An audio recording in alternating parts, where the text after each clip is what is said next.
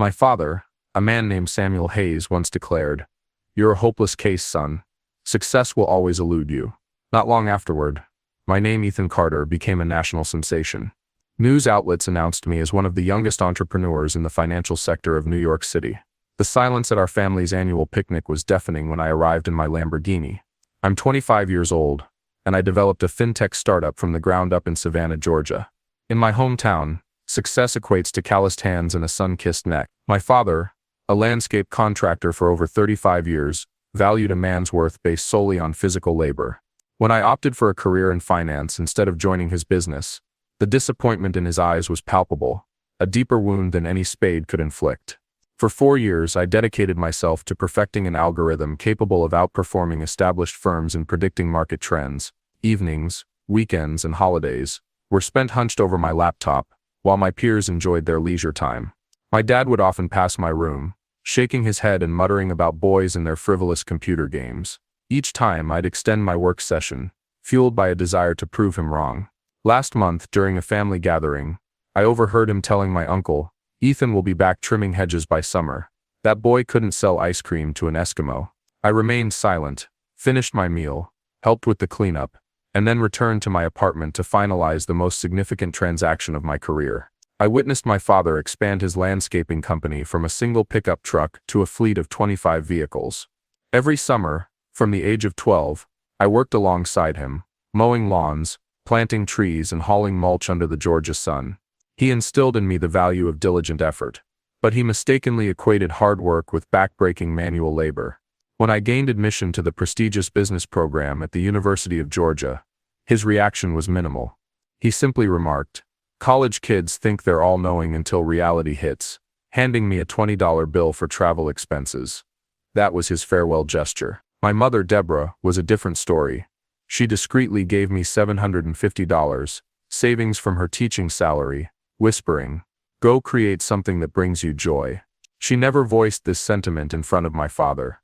During my junior year, I developed an algorithm that impressed one of my professors. He exclaimed, "This could revolutionize personal investing." I subsequently left university to focus on developing my creation into a marketable product. When I called to explain my decision, my mother wept, and my father abruptly ended the call. For the next 2 years, I subsisted on instant noodles and shared a cramped apartment with 2 housemates. Venture capitalists consistently rejected my proposals, deeming me too young and inexperienced. Each rejection email was printed and affixed to my wall, not as motivation, but as a reminder of those who doubted me. One roommate from college, Michael Brown, remained steadfast in his support. He'd bring me food, proofread my presentations, and never questioned my potential for success. "You're the sharpest person I know," he'd say. "Just don't forget about us regular folks once you're wealthy." Meanwhile, my father's criticisms became increasingly pointed. At Thanksgiving, he introduced me to his clients as my son who's still finding his way. At Christmas, he suggested I apply for a management position at his company, insinuating my tech venture was a failure. I noticed his abrupt changes of subject whenever I discussed my project, his interruptions to highlight a neighbor's meticulously landscaped yard, and his complete lack of curiosity about my work. On my 25th birthday, I received an email from Redwood Capital, a prominent investment firm on the West Coast. They offered an exclusive licensing agreement for my technology for $18 million. I reread the email 17 times, my coffee turning cold in my hand. I called Michael first. His celebratory shout required me to pull the phone away from my ear. Then I called my mother. She cried again, but these were tears of joy. I didn't contact my father. Hopeless case. That evening in my hotel room, I received a text from my cousin Mark, the only family member who had shown interest in my endeavor. Saw the Forbes article. "Holy moly, Ethan, you're famous. 25-year-old dropout secures 9-figure deal with West Coast tech giant." The article repeatedly emphasized my age as if it were the most significant aspect of my achievement. I closed the laptop and gazed at the San Francisco skyline. I felt a sense of clarity, like a fog lifting from my hometown harbor. I knew precisely what I had to do. The following morning, I visited a Lamborghini dealership, dressed casually in jeans and a t-shirt. The salesman initially ignored me until I mentioned my price range.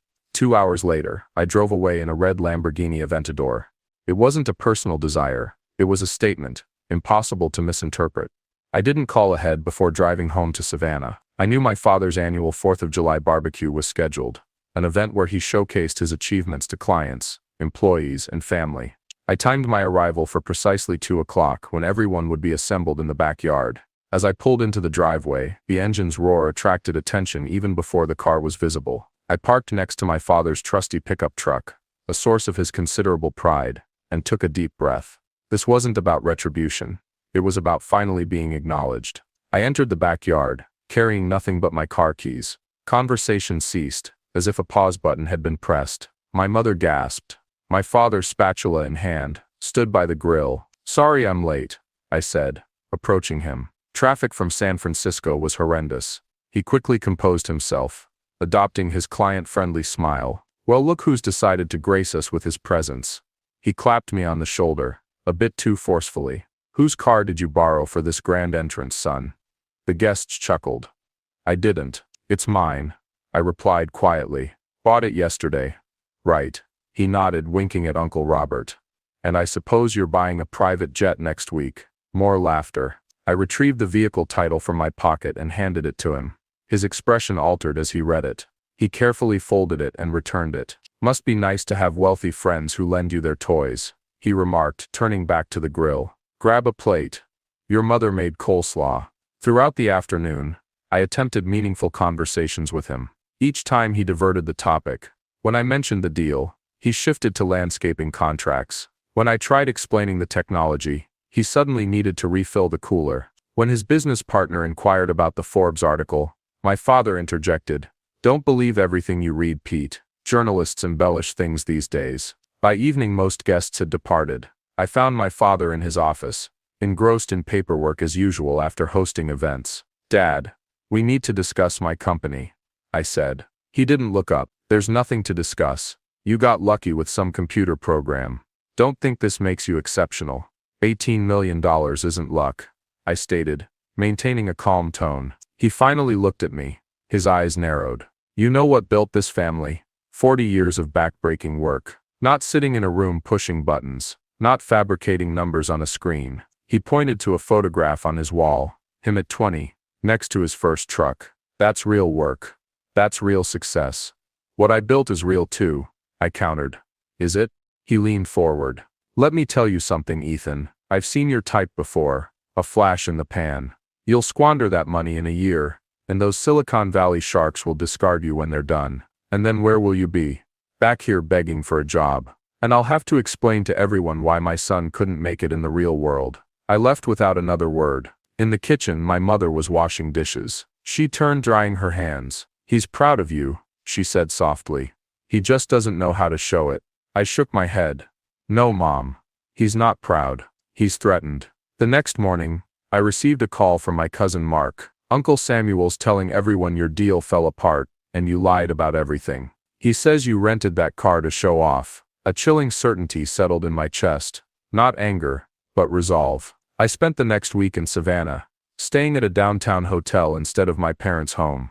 I met with lawyers, financial advisors, and my team. But in the background, I heard whispers about my father, about me, about my company. Michael texted, "Your dad stopped by the apartment looking for you, asking about the money."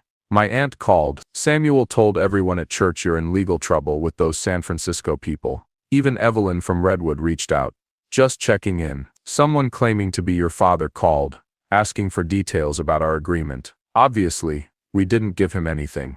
I drove to my parents' house on a Tuesday afternoon, knowing my father would be at work. My mother let me in, her nervous energy evident as she made coffee. "Mom, what's going on with Dad?" She sat down, clutching her mug. "He's worried about you, that's all. Worried enough to tell people I'm a liar. Worried enough to call my business partners." She looked down. "You have to understand. Your success challenges everything he's built his identity around. That's not my problem." "No," she quietly agreed. "But he's making it your problem." She hesitated. "There's something else. The business is struggling, has been for years. New landscaping chains are undercutting his prices. He can't compete." The revelation struck me harder than I anticipated. "Why didn't he tell me?" "Pride," she said simply. "The same reason he can't celebrate your success. In his mind, Admitting your way worked means his way failed. I left my mother with a promise to resolve the situation. But as I drove away, I realized the issue ran deeper than I'd imagined. This wasn't merely about my father's pride. It was about his fear. Fear that I represented a future where men like him had no place. Fear of obsolescence. That evening, I contacted Uncle Robert, my father's younger brother and business partner. We met at a bar downtown. He remortgaged the house 3 years ago, Frank confessed, staring into his beer. Put everything into the business. New trucks, new equipment, trying to keep up with the big companies. It's not working.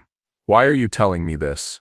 Robert looked up. Because yesterday he asked if you'd invest your computer money in the landscaping business. He's planning to approach you about it. I leaned back. He doesn't believe my success is real. But he wants my money. He believes it's real. He just can't admit it. Robert sighed. Your father's a proud man. He built something from nothing. But the world changed, and he didn't. On my way home, I drove past my father's business. The lights were still on. I parked across the street and observed him through the window, hunched over paperwork. For a moment I saw him not as my father, but as a man running out of options, clinging to a fading past. I understood then that his attacks weren't solely about resentment. They were about using me to justify his failure. If my methods were wrong, then his weren't failing. They were simply undervalued in a world that no longer prized traditional labor. Need to discuss a business opportunity. Dinner tomorrow, 7 p.m. I replied with a single word. Yes. I didn't go to dinner. Instead, I spent the day setting events in motion. First, I contacted Evelyn at Redwood. I need information on landscaping companies in the Savannah area. Specifically, which ones are acquisition targets and which are expanding. By noon, I had a list of the 3 largest players in the region. By 3, I had meetings scheduled with 2 of them. Next, I called a commercial real estate agent. I'm looking for properties suitable for a tech incubator, preferably in Savannah's old industrial district. The following morning, I met with Evergreen Enterprises, the largest landscaping company in the state. The owner, Arthur Miller, was aggressively expanding. We've had our eye on Hayes Landscaping for a while, he confessed after I explained my interest. Prime service area, loyal customer base. But Samuel won't even return my calls. What if I could change that? I asked. By evening, I had a written offer. Evergreen would acquire my father's company for $1.5 million, double its current paper value, with a 5-year employment contract for my father as a regional manager. His employees would retain their positions with improved benefits. I also secured a lease on a 12,000 square foot warehouse space to be transformed into the headquarters for my new company. I was bringing my operations back to Savannah. The final piece fell into place when I hired Mark, a recent business school graduate, as my chief operating officer. Are you serious? He asked when I made the offer. I've never managed anything. Neither had I replied. But you believe in what we're building. That's what matters. 3 days after missing dinner with my father, I hadn't responded to his increasingly agitated messages. Instead, I walked into his office unannounced, carrying a folder. He looked up, anger flashing across his face. So you've decided to grace me with your presence. After standing me up, I placed the folder on his desk.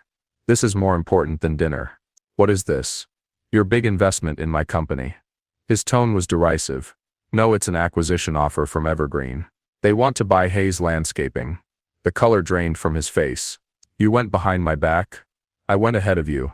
I corrected. The business is failing, Dad. You and I both know it. This offer preserves your legacy. Your employees keep their jobs. You get to remain as regional manager with profit sharing. So that's your plan? Sweep in with your Silicon Valley connections and seize the business I built. His voice rose. I shook my head. The business you built is dying. This saves it. He stood up, trembling slightly. Get out. There's one more thing, I said, reaching into my jacket. I placed a key on his desk. This is for you. He stared at it. What's this supposed to be? It's the key to my Lamborghini. Consider it a gift. His eyes narrowed with suspicion. I don't want your charity. It's not charity. It's an advance. I headed for the door, then turned back. The offer expires in 48 hours. After that, Evergreen approaches your competitors. Think about your employees, Dad. Think about Mom. As I left, I heard him pick up the key. The next morning, I got a text from my mother. He drove the car this morning. Didn't say a word, but he drove it. By evening, my father had contacted Arthur Miller at Evergreen. 24 hours later, They had a deal in principle. I watched from a distance, silent, as my father relinquished the business he'd built over 40 years. He seemed smaller at the conference table, but when he left, the keys to my Lamborghini still in his pocket, his posture was erect. 2 months later, I stood on a makeshift stage in my newly renovated headquarters. Surrounding me were 200 people, employees, local business leaders, journalists, and family members. My father stood in the back, arms crossed, still uncomfortable in such settings. "Today, we're officially launching Apex Analytics," I announced. "Our mission is to make financial technology accessible to everyone, not just Silicon Valley firms, and we're proud to be doing it right here in Savannah." Applause filled the room. "We're also announcing our first local partnership," I continued. "Apex is investing $3 million in Evergreen Regional Holdings, the newly formed parent company of several landscaping businesses, including the former Hayes Landscaping." Murmurs rippled through the crowd. My father's head snapped up.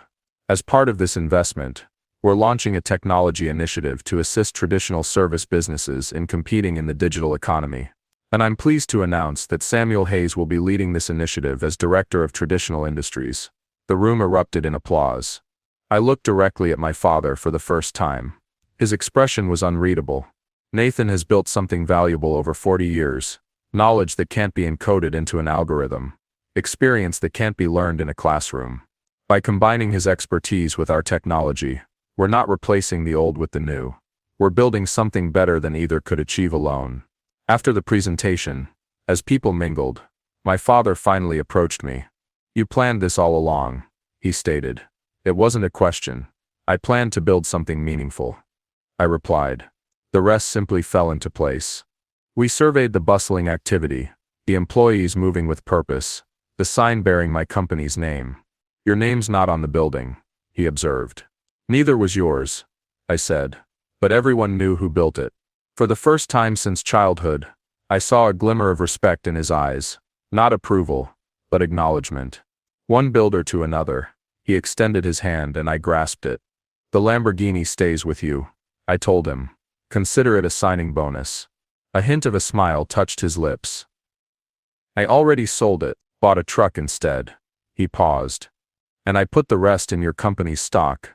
Local tech firm partners with traditional industries, creating 200 new jobs." My father and I weren't close, and probably never would be. But we'd forged a different kind of connection. Once a week we had lunch to discuss the traditional industries program. He'd begun bringing in other business owners, plumbers, electricians, carpenters, men like him who were being left behind by technology. "They don't need handouts," he told me during our last meeting. "They need practical tools." And I listened, truly listened, because he was right. The partnership with Evergreen had exceeded all expectations. My father's expertise combined with our technology platform had expanded their business across 4 states. The same employees who once worked for him now held stock options and enhanced healthcare benefits. My mother had finally quit her teaching job and was traveling, something she'd always desired but couldn't afford. "Your father actually took a cooking class with me in Tuscany," she told me, laughing during our weekly call. "Can you believe it?" Michael had joined the company as our marketing director. Mark was excelling as COO. We'd hired 40 graduates from local colleges, fostering a talent pipeline that didn't necessitate leaving Savannah for opportunity.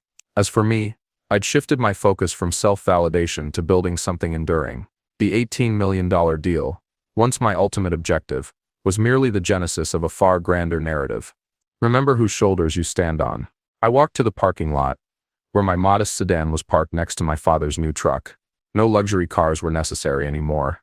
We'd both made our points. Driving home along the water, I reflected on success. How I'd initially defined it as proving my father wrong, and how I now viewed it as something we were building collaboratively, each in our own way. I'd achieved my revenge, but not as I'd envisioned, not by humiliating him or diminishing what he valued. Instead, by creating a future expansive enough to encompass his past. By building something neither of us could have constructed alone. That felt like true victory, not against him, but for both of us.